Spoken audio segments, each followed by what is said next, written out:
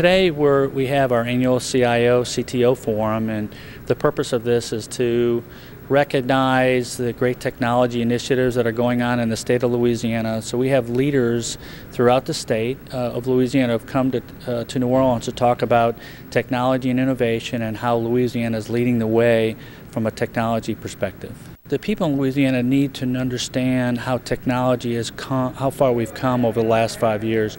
Louisiana typically has not been noted as a technology state, but 5 years ago we were 49th out of 50 states in technology employment, and 5 years later we're right in the middle of the pack in terms of technology employment. And that's strategic in terms of where the state is going and how we can be competitive compared to the rest of the country when it comes to technology.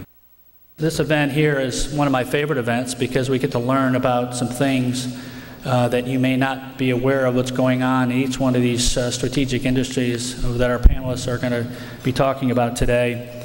And I want to really kind of toot our own horn, actually, not the Louisiana Technology Council, but really the state of technology in the state. We took this position when I came on board in 2002. One of my goals is really to create a technology state where the rest of the country would recognize Louisiana for their technology initiatives.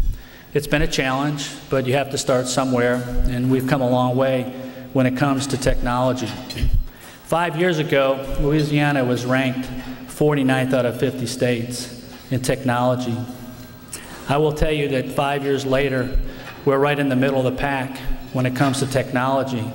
Now, I don't have specific statistics to tell you that, but I will tell you that in 2010, New Orleans was ranked #1 in the country when it comes to information technology job growth rate at 38%. #1 in the country. Now, if anybody told you that 10 years ago, no one would believe you. But 10 years later, we're on the forefront of some really great technology initiatives. But what's more importantly, Shreveport-Bossier City was ranked #3 in the country in technology job growth rate, and #2 was Honolulu. But what that shows is that we have some great things that are going on in this state, and you really ought to be proud of where we've been over the last several years. And the reason why we're in existence is because of people like you in the audience and our board of directors, our chairman, Mike Olivier, and our vice chairman, Robert Shreve, who've really taken upon themselves to say, hey, we got something really special here, and we're going to grow this industry. And we're going to continue to grow this industry. And I'm proud of that. And I'm really excited about some of the things that we're doing from a technology standpoint and the growth. And there's one event that's coming up that I want to share with you, and it's really strategic for this state. It's really strategic for us.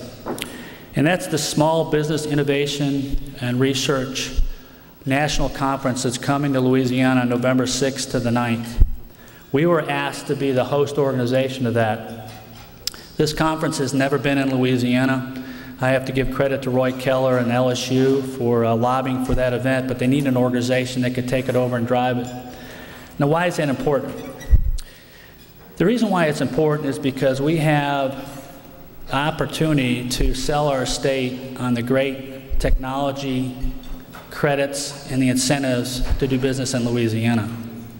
We're going to have anywhere from 700 to 900 people descend on Louisiana, and these are technology innovators, these are researchers from universities.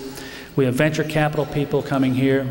And the reason why this is important is not because they're coming down here, but we have the ability to sell the state on all the tax incentives. And one thing that's real important, it's called the SBIR National Fall Conference, is that Louisiana far exceeds any state in that the state's providing a 40% refundable tax credit for SBIR. And that's a grant program that's initiated by the federal government. So anybody can do business anywhere, but it allows us for the state to market and promote and to get additional business down in Louisiana. That's, I think, is important because we have an opportunity that never existed before where all these great innovators are descending into Louisiana to understand what the SBIR program is, but it also allows us, Louisiana Economic Development, to promote our state. Louisiana's been a great place to invest and to grow. And we started in Louisiana in 1930s with about 75 customers, and we've seen that grow over the years, and we now are in 37 states and actually international, and all of it's still based here in Louisiana. So it's been a great place for us to grow a company. I want to spend a few minutes and tell you a little bit about the company. And as Ken said, I've been with the company for 26 years now. I've seen a lot of growth. Let's talk a little bit about where we started. We started with Mr. Clark Williams. Clark Williams was our founder. He was the man with the vision to start this company. He started as actually a wedding present from his parents many years ago with 75 customers in Oak Ridge, Louisiana, and a small rural area outside of Monroe. And over 60 years, we've seen substantial growth from the vision that Mr. Williams brought to our company. And he did that. He brought that company together, and he ran the company in the same way that he ran his life. And that'll be a theme in what I talk about today. He ran that with concern for other people and a positive attitude, and above all else, integrity. So he is the reason that we are where we are today.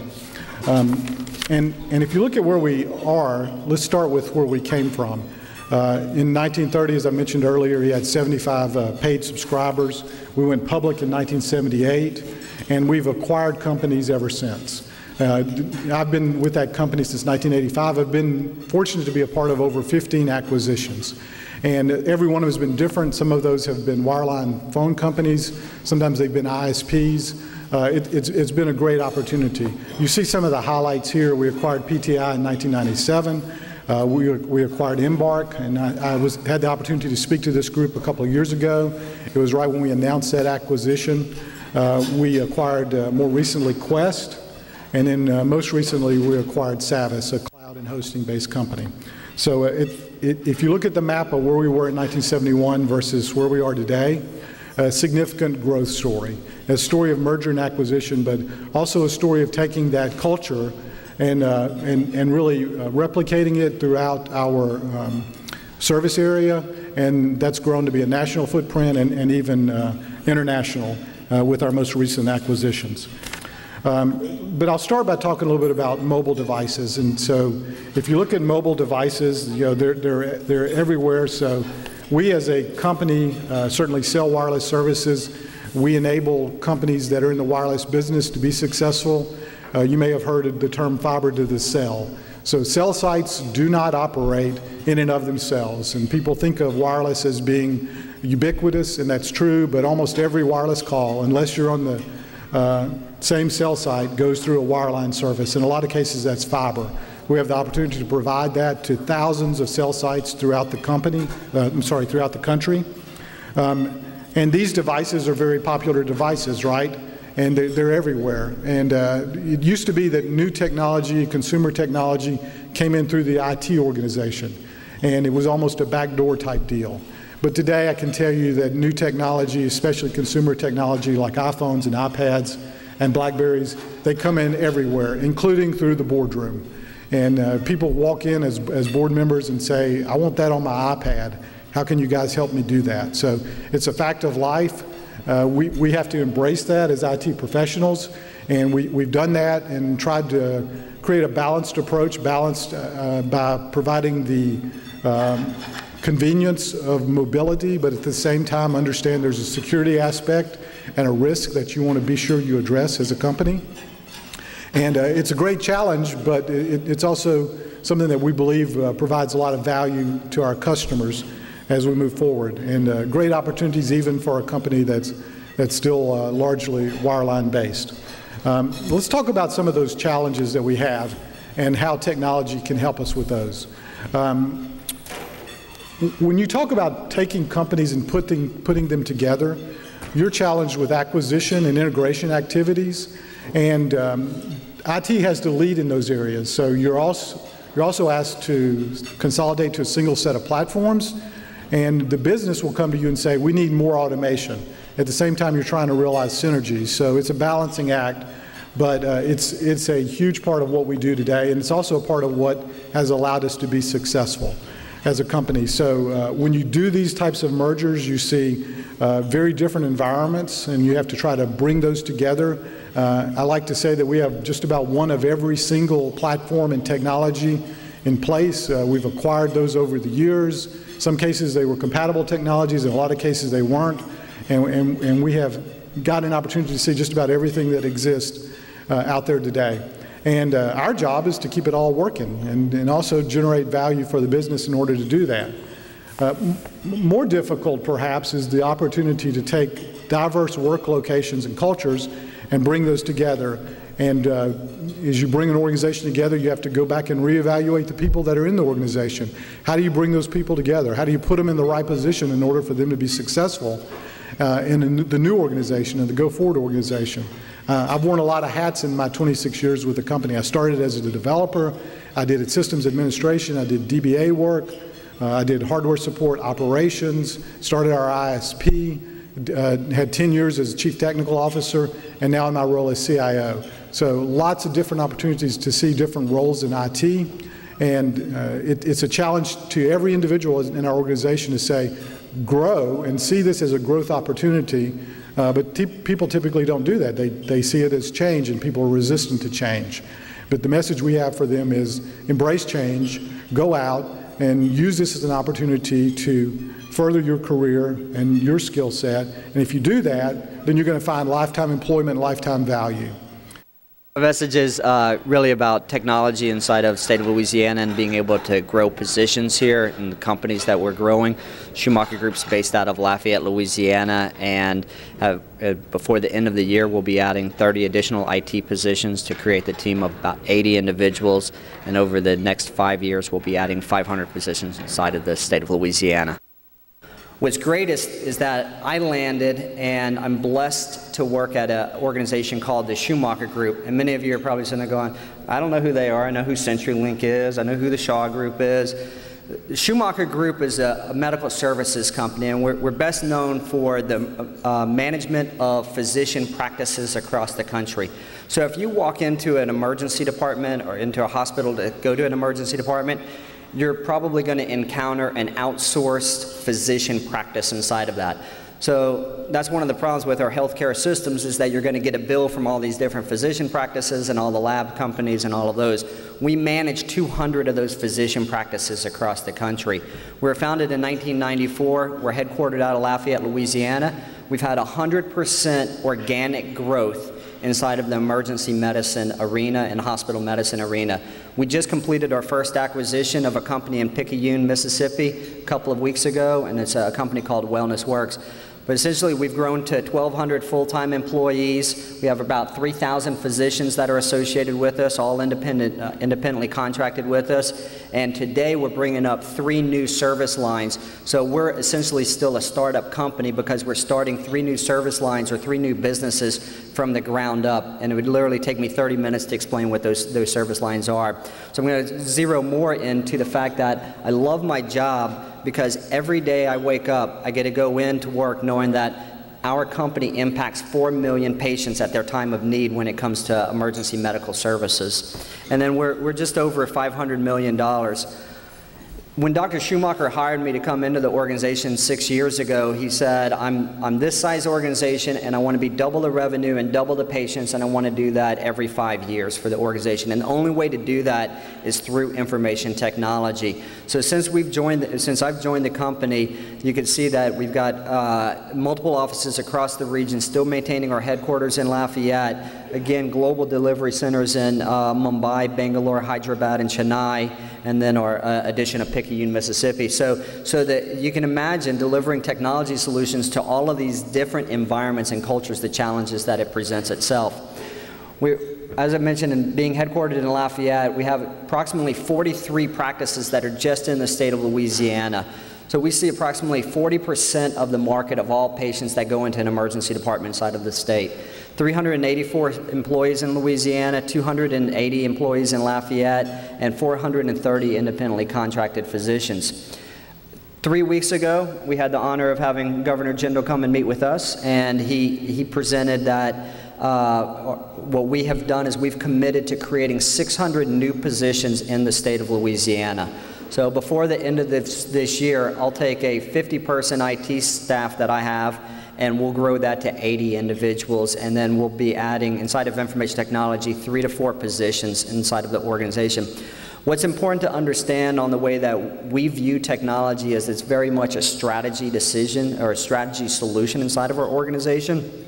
And the type of job functions that we bring in are really knowledge workers. So even though the individuals may not be housed inside of the information technology department, they're very heavily leveraging information technology solutions and business process thought processes to be able to deliver improved health care. We're a privately held company and not a publicly held company. The fact that we're a privately held company means that we're not looking to make those quarterly numbers that's associated with it. And in healthcare, whenever we enter into a meeting, the first question that we ask ourselves is this the right thing to do for the patient?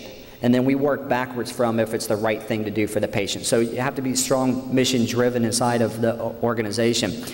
The other area where we've made a kind of a shift, and that paradigm shift, is a shift from the whole on-premise way of thinking about computing to the cloud computing type of environment. So I speak internationally on the subject of cloud computing and the utilization of infrastructure as a service, platform as a service, and software as a service. 80% of our processes live out in the cloud. One of the reasons that we can do it is because of great companies like CentryLink and the availability of broadband technology and that interconnectivity for the across the country and across the world.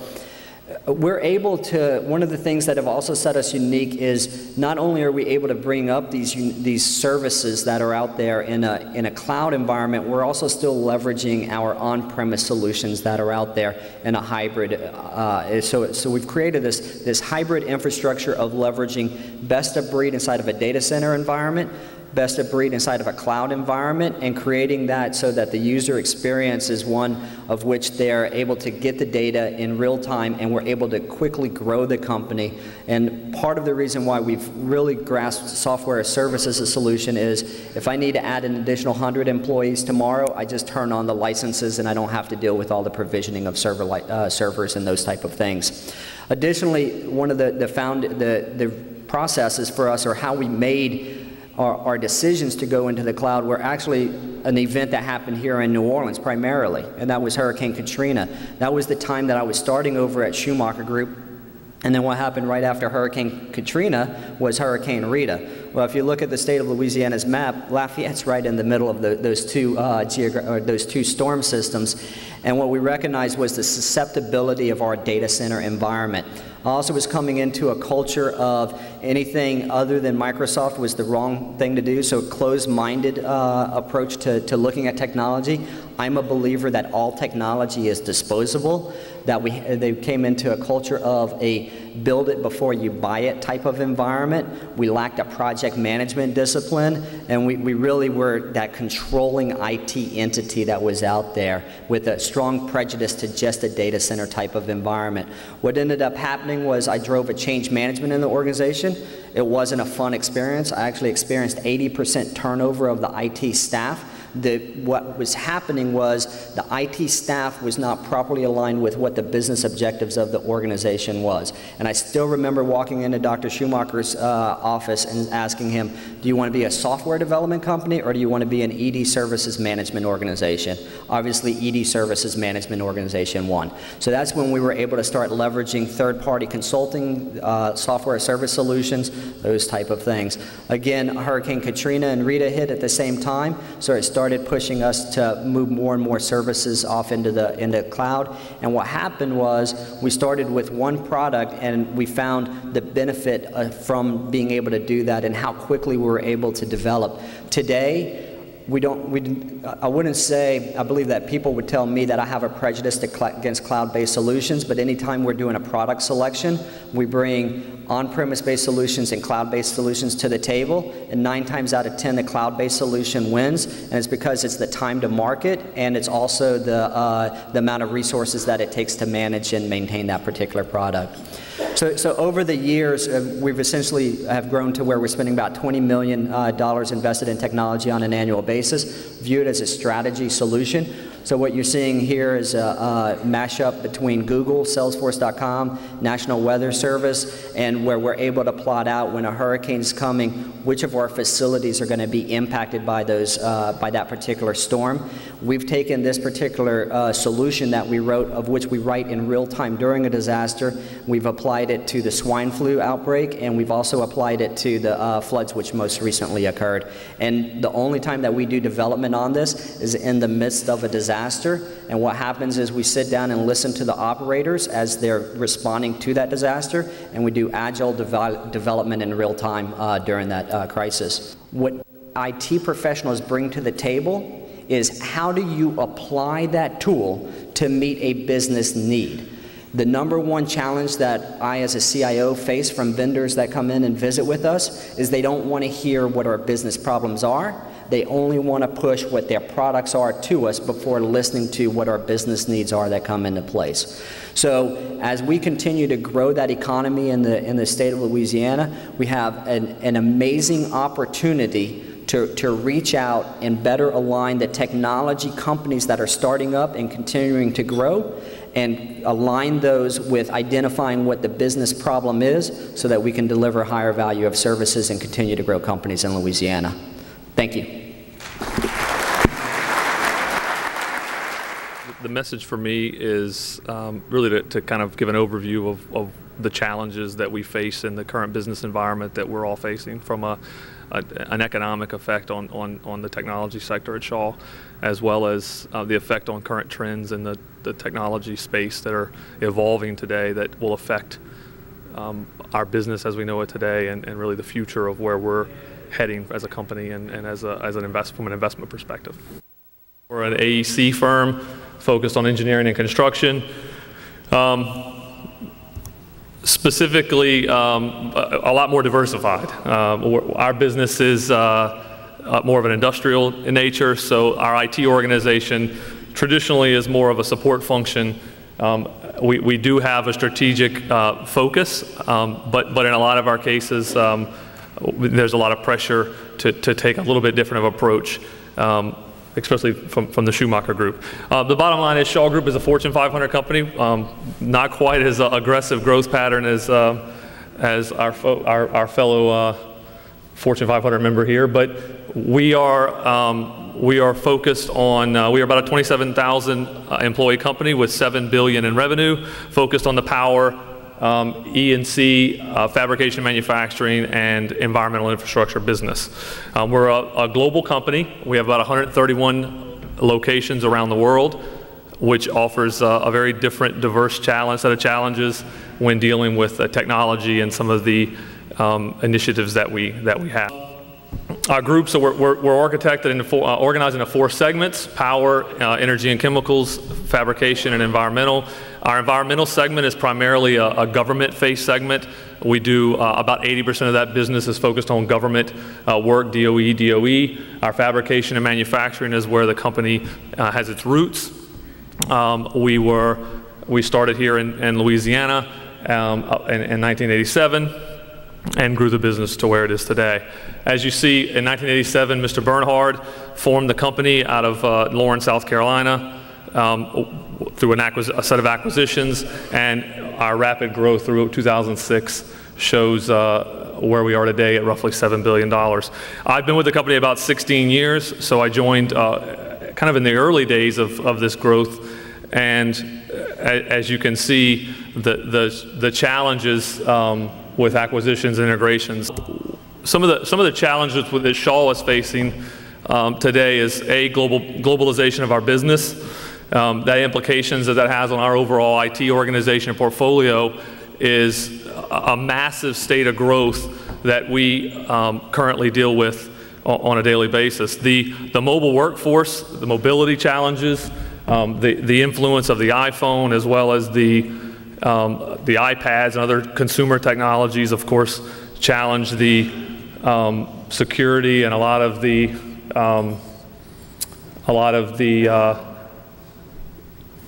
scenarios that we have today. Louisiana continues to grow from a technology employment. There's a lot of great tax incentives that are going on. There's incentives for businesses to come to Louisiana to do business. The state of Louisiana has passed the technology commercialization tax credit, the angel investment tax credit, the digital media tax credit, even the SBIR refundable tax credit has made it attractive for Louisiana, for companies outside the state to do business in Louisiana. And our goal as the Louisiana Technology Council is to try to drive and educate the marketplace on that, at the same time as to connect businesses together to further the growth of technology. Specifically in Louisiana, I think we've been in a position to do a lot with technology with our business instead of just a support function for our business. So I think there's a lot of opportunities in the state for us to use technology and to be, to bring in people to help facilitate some of the needs that the business has in executing this work in the state.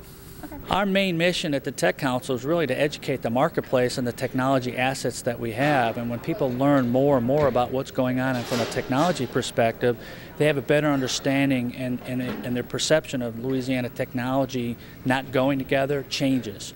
And when you change that perception, not only in-state but also out-of-state, people are going to look to do business here, and they are.